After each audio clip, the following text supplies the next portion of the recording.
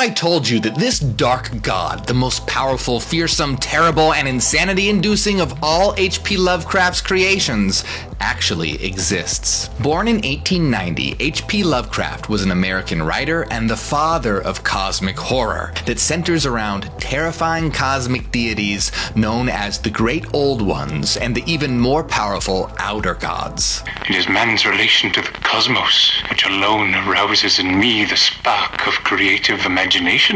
Now, you're probably familiar with his most famous cosmic entity, Cthulhu. Cthulhu has appeared in everything from books, movies, video games, and TV shows, but Cthulhu is just one of Lovecraft's creations, and not even close to being one of the most powerful or horrific.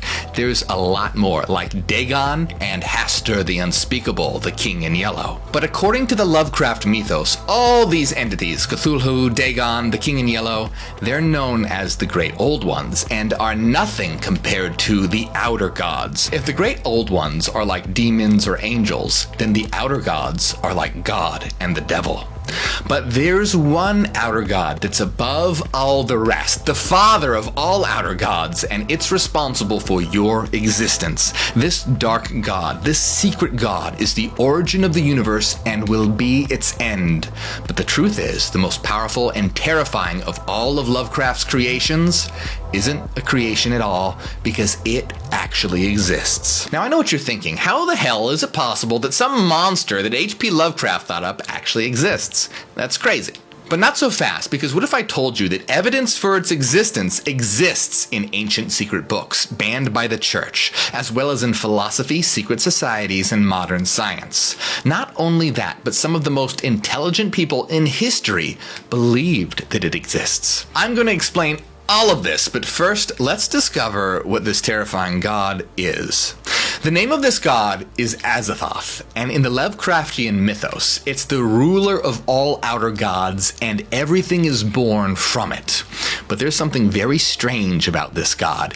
It's known as the Blind Idiot God and God of Nuclear Chaos. These two names are important, so let's take a closer look. Azathoth is the most powerful entity in existence and is a dreamer whose dreams are so real that they become reality. In fact, the so-called real world, the physical universe, is the dream of Azathoth.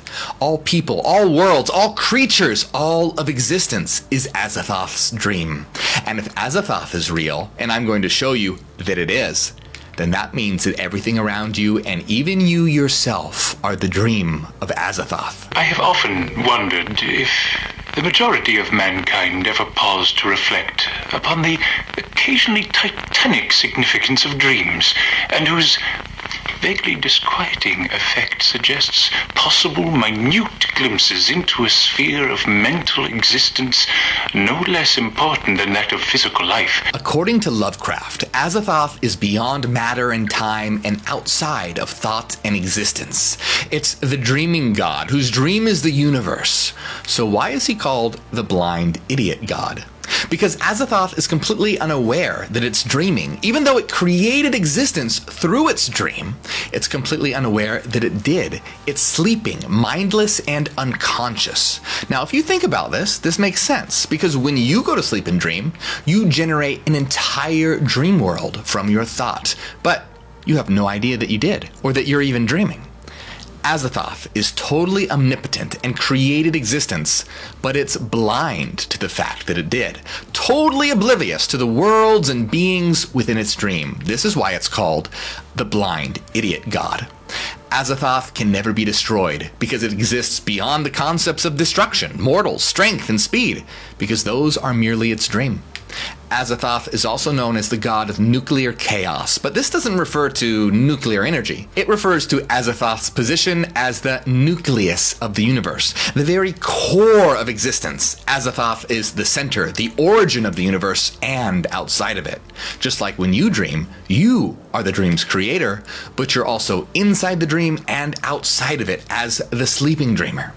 If Azathoth were to ever wake up, existence would vanish in an instant, because it's all its dream. Good thing it's all a story, right? Well, it's no story, because Azathoth exists. Let me explain. Now, it's important to understand that all these depictions of Azathoth as a monster, they're wrong. Lovecraft says that no one knows what Azathoth looks like, so these images, they're just from various artists' imaginations. Azathoth's true form can't be depicted because embodied form is just a concept within its dream. But we now come to the big question: how can Azathoth actually exist if it's something that H.P. Lovecraft made up? After all, Lovecraft certainly didn't believe that Azathoth existed. H.P. Lovecraft was raised as a Christian and eventually became an atheist, so he didn't believe in any gods, let alone Azathoth. But this next piece of information is important, so think about this carefully. Right now, you're probably not convinced that Azathoth exists because I haven't shown you the evidence yet. But imagine, just for a moment, pretend that Azathoth does exist. If Azathoth actually exists and everything is its dream, that means that everything is made from the mind of Azathoth, and that everything is Azathoth, just like everything in your dream is ultimately you. If that's true, that means that we are part of Azathoth, and buried deep within the dark depths of our unconscious, some hidden part of us knows that it exists because it's imprinted on all of existence, because it is existence. Even though H.P. Lovecraft was an atheist and thought he was just writing fiction, he was actually drawing inspiration from the truth buried deep inside him. The Swiss psychiatrist Carl Jung said that stories are projections of the unconscious mind. Lovecraft thought he was just writing a story, but that story came from the truth deep in his mind, a truth that every single one of us has inside of us right now. Now, obviously, the details that Lovecraft wrote, they're not exact. He was writing fiction, after all. So obviously, this god wouldn't actually be named Azathoth, for example. But the overarching idea of what it is, that's what's true. But wait a minute, because if that's true, and it's deep within all of us, wouldn't we be able to find stories and evidence for this god throughout history? That's right. And oh, there is. There's actually so much evidence for it that there's no way I could fit even a fraction of it in this video. Evidence for this god, who appears under many different names, is found throughout history, hidden religions, secret societies, philosophy, and science. So I'm going to show it to you now, but keep in mind, I'm going to have to go through it very fast because I could do an entire video on each detail that I mention here. Are you ready? Because it's about to get weird. The Gnostics were an ancient sect of Christians condemned as heretics by the church, and they claimed to know the secret truth of existence and how to escape the material world. They were so hated by the church that in the 4th century, these heretics were exiled and their books were burned, and possession of any books considered heretical was a criminal offense. It wasn't until the mid-1900s that the majority of their texts were finally discovered when they were dug up in a desert graveyard near the tombs of Egypt. So what was the secret truth of the Gnostics? They believed that the ultimate reality, the true reality, was not physical, but that it was a divine mind that they called the One, or the Great Invisible Spirit, and that all existence was formed by the thoughts emanating from this one mind. The one mind, had a dark thought, an evil, malformed thought, and this transformed into a dark being called Yaldabaoth or Samael. This evil being then created a dream world and trapped humans within his dream world as a prison. And what does its name, Samael, mean? The blind god. Sound familiar?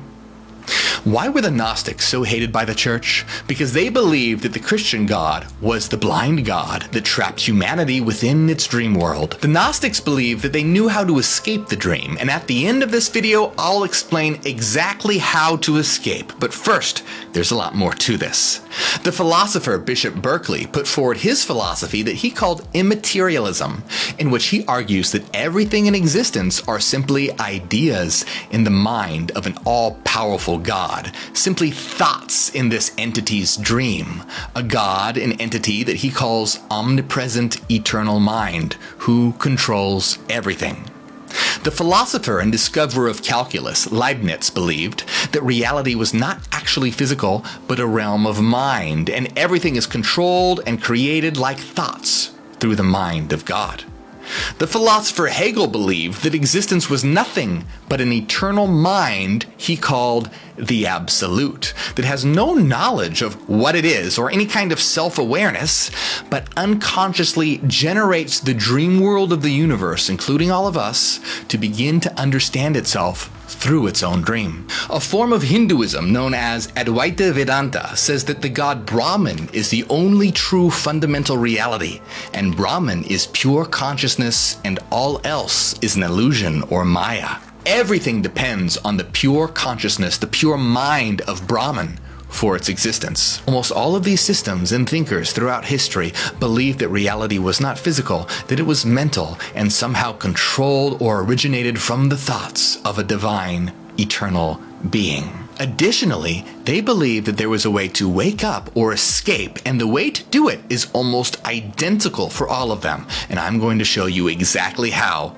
But first, you might be thinking that all of this is just some kind of religious fantasy or out-of-date philosophy. But modern science points to the same conclusion. In the 1900s, the discovery of quantum mechanics destroyed the idea that reality is material. Quantum mechanics is one of science's most successful theories ever, and the founder of quantum mechanics, Max Planck, said, "As a man who has devoted his whole life to the most clear-headed science, to the study of matter, I can tell you as a result of my research about atoms this much. There is no matter as such. All matter originates and exists only by virtue of a force which brings the particles of an atom to vibration and holds this most minute solar system of the atom together. We must assume behind this force the existence of a conscious and intelligent mind.